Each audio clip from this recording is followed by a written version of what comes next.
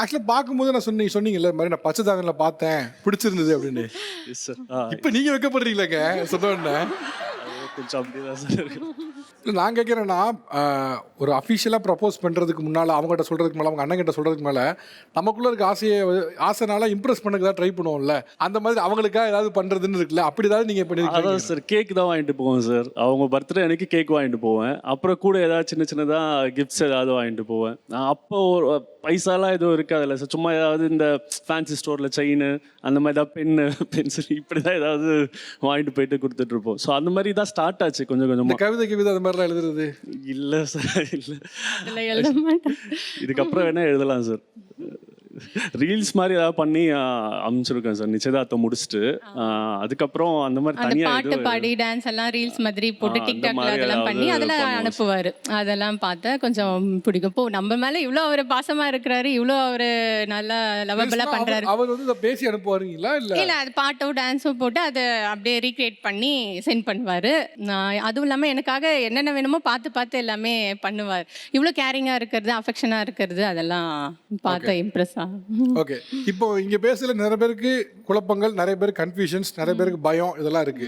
இப்போ ஆக்சுவலா நீங்க தான் ப்ராப்பர் முறை பையனா திருமணம் பண்ணுவாங்க. இப்போ அவங்களுக்கு நீ ஒரு மெசேஜ் சொல்லணும், என்ன சொல்லுவீங்க? அதே எனக்குமே இங்கே பார்க்கும்போதே ரொம்ப கன்ஃபியூஷனாக இருந்தது. எல்லாருமே ஒன்று ஸ்ட்ராங்காக இருக்கணும், இல்லை வேணான்னு இருக்கணும். இவங்க இப்படி ரெண்டு இதுலேயுமே இருக்காங்களே அப்படின்ட்டு தான்.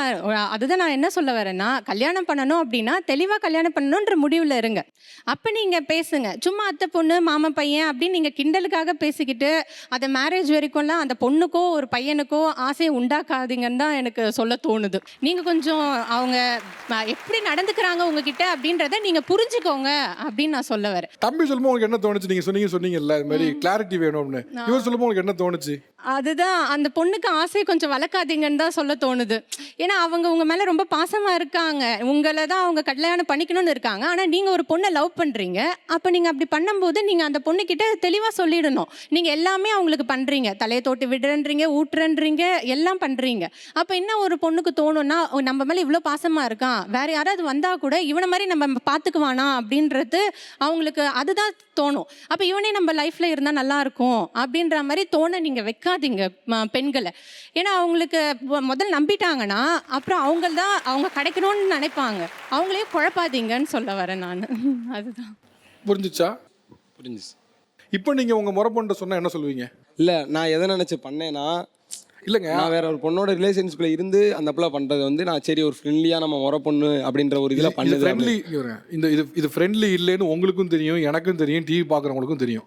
இந்த ஸ்டேஜில் இருந்தால் ஃப்ரெண்ட்லியாக பார்ப்பாங்களா மாட்டாங்களா எல்லாருக்குமே தெரியும். அந்த அளவுக்கு இன்ட்யூஷன் இல்லாத யாருமே கிடையாது. உங்களுக்கும் தெரியும் இது ஃப்ரெண்ட்லினஸ் கிடையாதுன்னு உங்களுக்கும் தெரியும், ரைட்டா? அதாவது நான் இதை சொல்லுங்க நான் சொல்லலை, அவங்களும் அதை சொல்லுங்கன்னு சொல்லலை. நாங்கள் ரெண்டு பேரும் ஒன்று சொன்னோம். இப்போ உங்கள் மனசில் ஒன்று ஓடும், அது என்னவோ அதை உங்கள் முறை பொண்ணை பார்த்து சொல்லுங்கன்னு. இந்த மாதிரி ஒரு மைண்ட் தாட்டில் நீ இனிமேல் பேசாத பழகாத, லைஃப்பை பார்த்துட்டு கரெக்டாக ஒர்க் போ, ஒழுங்காக படி, ஒர்க் போ, மறுபடியும் உன்னோட இது என்னவோ அதை பார்த்துட்டு ஹாப்பியாக இரு. நீங்கள் என்ன சொல்ல விரும்புறீங்க? அவ்வளோ சீக்கிரம் விட்டு கொடுக்க முடியல. அவ்வளோ சீக்கிரம் இல்லை, பேச்சுக்காக இப்போதைக்கு சொல்லிடலாம், ஆனால் மனசு சொல்ல முடியல சார் உண்மையாகவே. நீங்கள் உங்கள் மனசுலையா எப்போ ஒன்று தோணுதோ அப்போ நீங்கள் சொல்லுங்கள். நானும் ஸ்டேஜுக்கு நீங்கள் பேசுக்காரு சொல்லுங்கள் நான் சொல்லலை, அதனால தான் நானும் சொல்லலை நீங்கள் அதை சொல்லுங்கள் அப்படின்னு. பட் உங்கள் மனதளவில் நீங்கள் ஓகே உங்கள் லைஃப்பை பாருன்னு சொன்ன இல்லை சார், இனிமேல் நான் மாற்றிக்கிறேன் சார். அவன் லைஃப்பை அவன் பார்க்கட்டும், என் லைஃப்பை நான் பார்க்குறேன் சார். அவனுக்கு பிடிச்ச மாதிரி அவன் லைஃப் அமையட்டும், அவ்வளோதான்.